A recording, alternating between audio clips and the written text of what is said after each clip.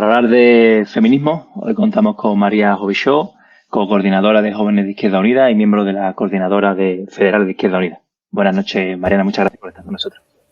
Buenas noches, Eugenio, y muchas gracias por invitarme otra vez. Siempre es un placer estar por aquí un ratito. Gracias, Nacho. ¿Está todo conseguido en materia de igualdad entre hombres y mujeres en España? Bueno, yo creo que el simple hecho de que estemos teniendo esta conversación es un claro síntoma de que realmente eso todavía no es así. Como decía, el hecho de que estemos teniendo esta conversación es un ejemplo de ello, pero también el hecho de que manifestaciones como las de mañana sigan siendo tan multitudinarias y tan necesarias también es una prueba de que evidentemente no es así y no está todo conseguido y todavía no hemos alcanzado todos los propósitos que tenemos desde el movimiento feminista. Y realmente no es una cuestión de opinión, o sea, todas las cifras señalan que evidentemente no está todo conseguido, que todavía no hemos logrado, como decía, todo lo que nos proponemos. Y creo que por eso momentos como el actual son críticos y son muy importantes, porque precisamente en un momento como este hemos avanzado muchísimo, menos mal que es así, y creo que tenemos que felicitarnos por ello. Pero también es peligroso cuando ocurre todo esto, cuando hay tantos avances, el volverse complacientes, ¿no? Por decirlo de alguna forma. Hay mucha gente que piensa, como decías, que ya está todo hecho y es por eso que en situaciones como la que estamos atravesando ahora, cuando hay personas que piensan que ya no queda nada por hacer y cuando surgen discursos contrarios al avance en derechos, no podemos confiarnos, ¿no?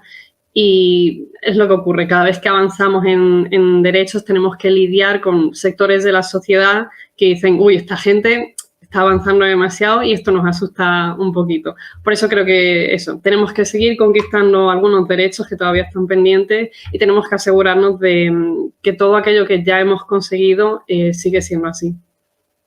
Pues yo quería retomar un poco también eso que estaba comentando Araceli, que estabas también comentando Eugenio, de todas las cosas que se consiguieron durante la transición, porque es muy interesante lo de tener la perspectiva de distintas generaciones, porque yo he nacido con muchos derechos por los que han luchado otras personas y no me imagino, evidentemente, viviendo sin esos derechos. Entonces creo que es muy interesante, pues eso, plantear algunas cosas que se consiguieron incluso antes de que yo estuviera pensada siquiera. Yo, por ejemplo, no me puedo imaginar el vivir en una sociedad en la que no pudiera divorciarme, en la que no pudiera ejercer mi libre derecho al aborto, por ejemplo. Son cosas que siempre he dado por sentado, siempre he pensado que eran lo normal, pero ha habido generaciones y generaciones de mujeres que, por desgracia, no han podido gozar de esos derechos. También creo que en la actualidad todavía, como comentaba antes, tenemos muchas cosas por hacer todavía, tenemos muchísimos derechos por conquistar todavía y creo que en situaciones como estas muchas veces se vuelve difícil ver qué queda por hacer porque eso, hay gente que no ve las desigualdades con la misma claridad con la que eran tan evidentes hace unos años, ¿no? Pero bueno, intentando ser un poco optimistas, por ejemplo, es verdad que incluso en los últimos años, aunque nos hemos tenido que ir enfrentando a posturas reaccionarias, sí que tenemos que, creo que, felicitarnos por algunas de las cosas que se han conseguido. Pues eso, intentando ser positivas y por poner algunos ejemplos bastante concretos y bastante claros.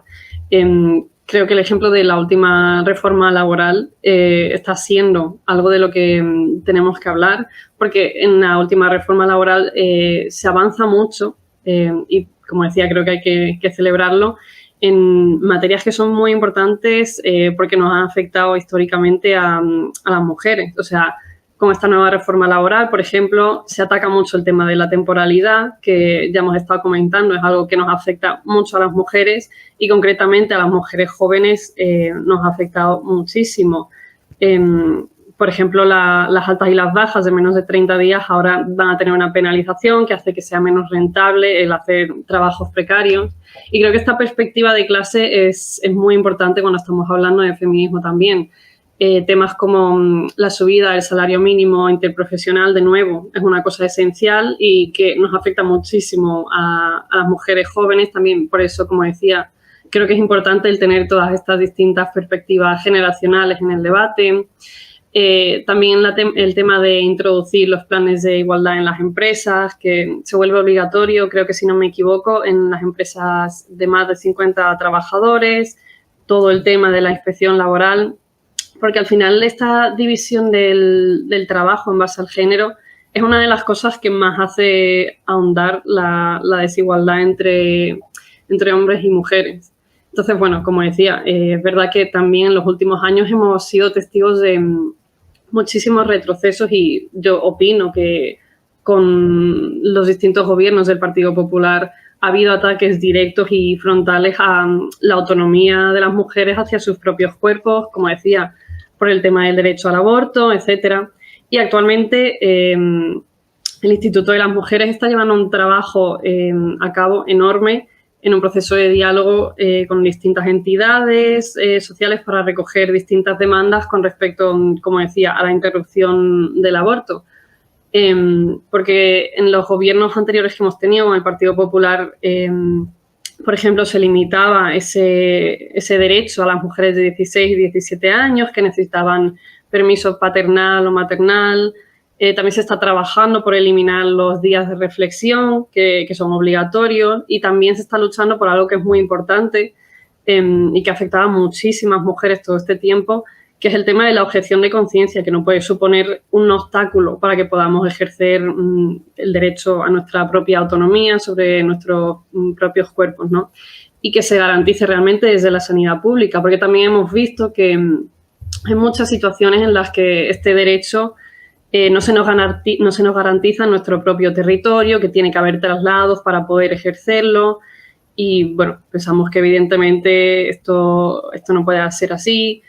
Y también opinamos que hay que hacer mucho trabajo, por ejemplo, y creo que en eso estaremos todas de acuerdo y creo que puede ser muy interesante comentarlo, el avanzar en temas de educación sexual, que es una asignatura que tenemos muy, muy pendiente. Sobre todo porque, bueno, desde la perspectiva también de una persona joven, puedo decir que muchas veces el primer contacto que tienen personas jóvenes con el tema de la sexualidad, y a veces el único contacto que tienen en muchísimo tiempo con este tema, es a través de la pornografía, que, bueno, es un escaparate brutal de violencia contra las mujeres.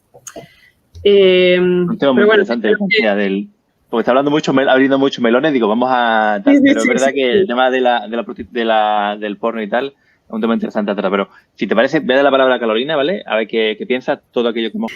Bueno, yo creo que precisamente por eso que comentabas de cómo puedes sentar en algunos sectores el tema de las cuotas o cualquier otra medida que yo considero que son positivas, es importantísimo acompañarlas de un trabajo de sensibilización, de un trabajo de pedagogía enormes al respecto.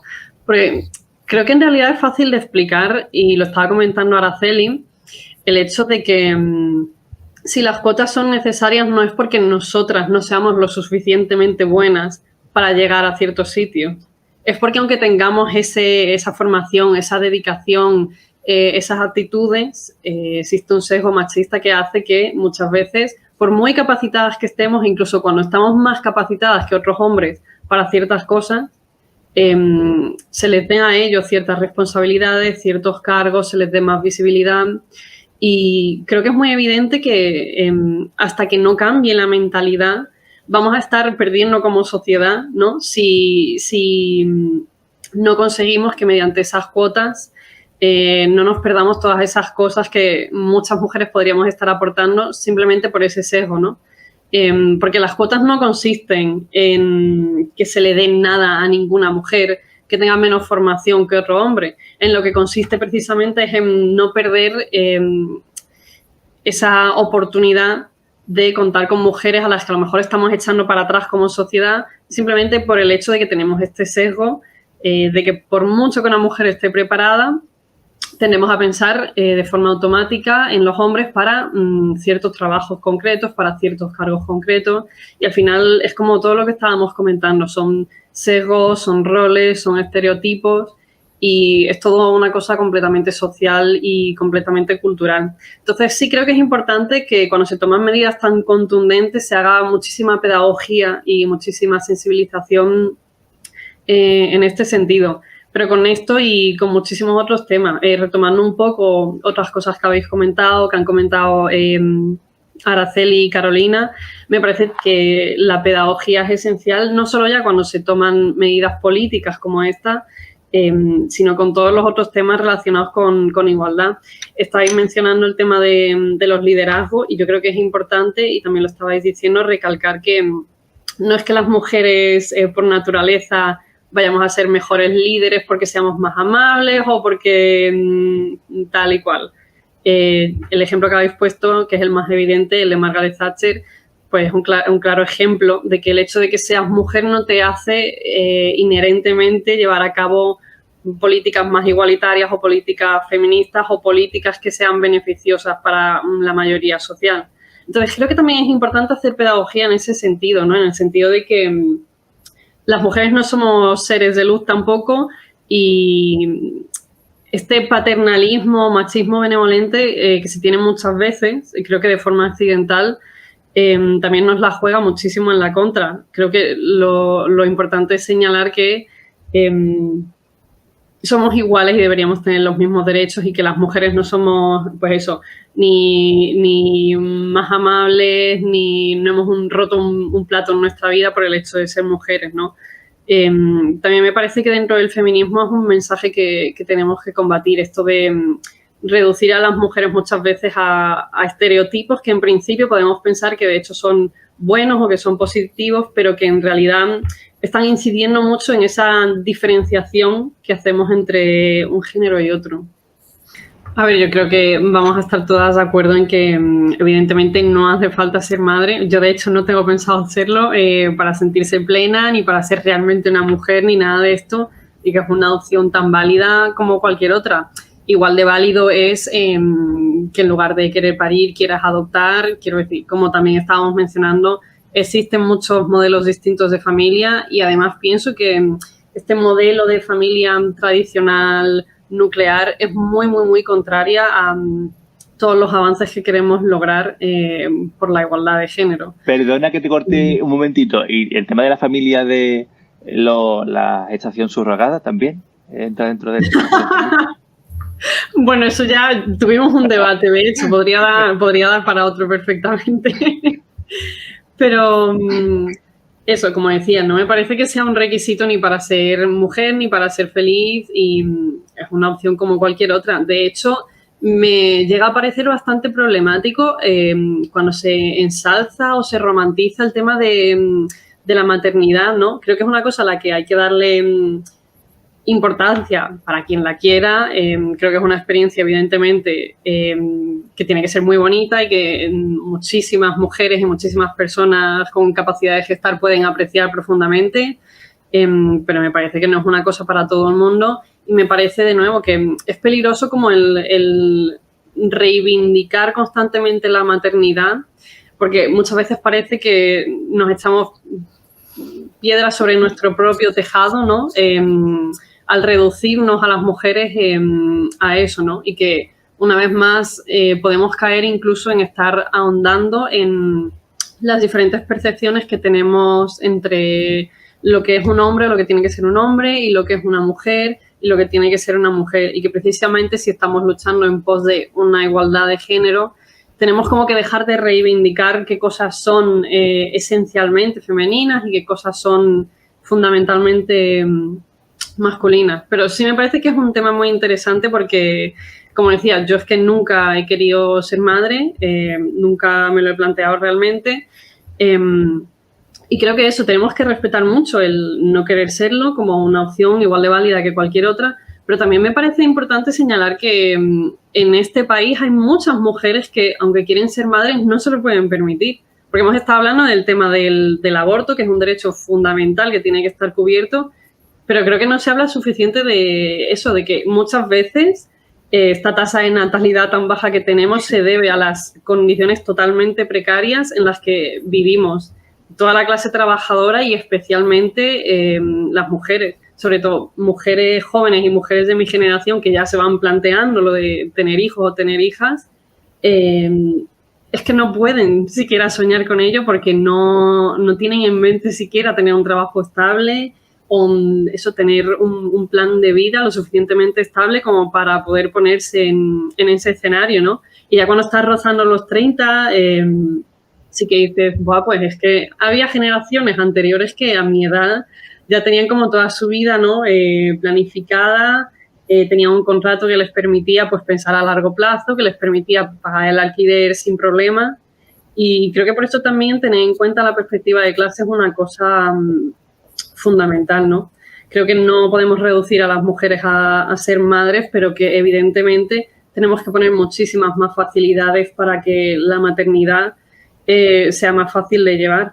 Y además es curioso, ¿no? Como muchas veces es la derecha la que está atacando a los derechos de las mujeres y quienes más intentan promocionar los temas de natalidad, pero luego te encuentras con paradojas como que en la Comunidad de Madrid Ayuso, siendo una mujer, decide, bueno, pues por temas de clase, ¿no?, cerrar las guarderías, centros educativos entre los 0 y 3 años, ¿no? Al final, la gente que tiene dinero, los ricos sí se pueden permitir meter a sus hijos o su hija durante una serie de horas mientras están trabajando en guarderías, etcétera, y al final quienes lo tenemos todo más difícil y las clases más precarias, de nuevo, tenemos que sobrevivir como podemos. Me parece que también es un tema bastante interesante ese. Bueno, siendo muy breve, porque ya hemos tocado muchas cosas y creo que en lo fundamental estamos de acuerdo. Sí creo que hay que poner en valor lo que está diciendo Carolina, de que, bueno, evidentemente esta medida, como muchas otras, es muy mejorable y creo que hay que seguir trabajando por incluir, pues eso, distintos tipos de familia que a lo mejor no se suelen tener tanto en cuenta. Todo lo que decía de familias monomarentales, parejas LGBT, personas migrantes y tal. Creo que hay que hacer más esfuerzos y más trabajos por incluirla dentro de todo este tema. Pero dentro de eso sí que considero que los permisos de maternidad, paternidad tienen que ser iguales, intransferibles y obligatorios, y me parece que es un gran avance teniendo en cuenta que en 2007, por poner un ejemplo, el padre solamente tenía, creo recordar, que 2 días de permiso. Entonces, esta igualación en los permisos hace que, bueno, evidentemente todo ese trabajo de cuidados no recaiga en las madres o incluso en el resto de las mujeres de la familia, que como estabais comentando y como llevamos diciendo todo este tiempo, es un poco lo que ocurre por defecto, porque es lo que tenemos interiorizado, asimilado, y es parte de, bueno, la cultura machista que también lo habéis dicho, ¿no? Llevamos transmitiendo de generación en generación y por eso cuesta tantísimo librarse de ella. También estabais mencionando lo de, como muchas veces se habla, de que hay personas jóvenes que siguen siendo muy machistas y tal. Pero yo no creo que haya un incremento, y también lo habéis dicho, y no creo que haya como que, entre comillas, criminalizar a la gente joven. Creo que simplemente, como en todos los sectores de la sociedad, al final reproducimos las cosas que aprendemos y además muchas veces ni siquiera es culpa de la familia o culpa de la escuela o culpa de... Al final son muchos los distintos factores de socialización y es por eso que hay que hacer muchísimo trabajo en todas esas distintas esferas, porque claro, puedes transmitirle unos valores a tu niño o a tu niña en casa y luego que los amigos o las amigas hagan una serie de comentarios que son contrarios a lo que se le ha enseñado en casa, que a lo mejor es más igualitario. Con el tema de profesorado igual, todos los medios de comunicación lo mismo. Al final absorbes mensajes de muchos sitios, no únicamente pues, de lo que te intenta enseñar o transmitir tu familia. Pero bueno, volviendo a lo que decíamos de los permisos, yo también opino que hay que ir más allá, no solamente por incluir distintos modelos de familia, que también se ha mencionado, sino porque, bueno, ahora mismo ocurre que después de ese permiso, y también se está hablando de ello, hay que seguir criando a ese niño o a esa niña, y es verdad que con jornadas de 40 horas eso es imposible, ¿no? Esto creo que pone de relieve 2 cuestiones que son importantes. Por un lado, como decía, los sistemas de producción en los que existe la jornada laboral de 40 horas semanales, yo creo que imposibilitan muchísimo cualquier tipo, de verdad, de conciliación. Y no solo de conciliación, sino de tiempo libre para ti misma como persona. Porque tu vida tampoco puede ser ir a tu trabajo y luego cuidar de tu bebé. las personas tenemos más esferas y más dimensiones en nuestra vida y el modo de producción actual es que es totalmente incompatible con eso. Por eso también creo que es importante seguir defendiendo la reducción de la jornada laboral por lo menos a 35 horas laborales.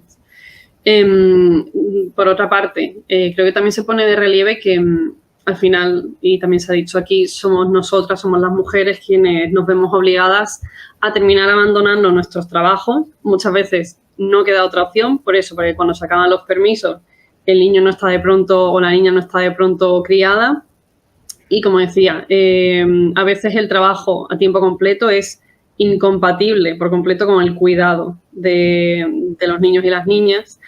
Y luego, por otro lado, también que muchas veces también somos nosotras quienes acabamos optando por defecto a jornadas parciales, a tiempo parcial y tal, precisamente para poder realizar las labores de cuidados. También era por todo esto, por lo que mencionaba anteriormente, el tema de la importancia de los centros de educación gratuita por debajo de los 3 años, que, como decía, hay sitios en los que sigue siendo objeto de privatización y, como señalábamos anteriormente, es un elemento de clase que hay que tener muy en cuenta, pues eso, a la hora de hablar de estos temas. Bueno, pues nada, a modo de conclusión, solamente animar a que, como el resto de años, mañana llenemos las calles. Creo que ha sido muy interesante poner eso en perspectiva, todos los logros que ya hemos conseguido, sobre todo desde esta perspectiva tan generacional. Creo que hay que celebrar todo lo que se ha conseguido, pero sobre todo, y como decía al inicio del programa, tener en cuenta que quedan muchas cosas por hacer y tener también en cuenta que hay muchos elementos que tenemos que seguir combatiendo, incluso dentro del propio feminismo, para evitar que el sistema capitalista, entre otras cosas, intenten fagocitarlo. Creo que tenemos que tener en cuenta que hay que hacer las cosas desde la pedagogía y no desde el punitivismo. Creo que hay que acabar con el concepto, como decía también anteriormente, tradicional y nuclear que tenemos de familia, porque es totalmente contraproducente con la igualdad de género. Liberarnos de, bueno, falsas ideas que pueden hacerse pasar por feministas, pero que no lo son dentro de esta lucha por la igualdad.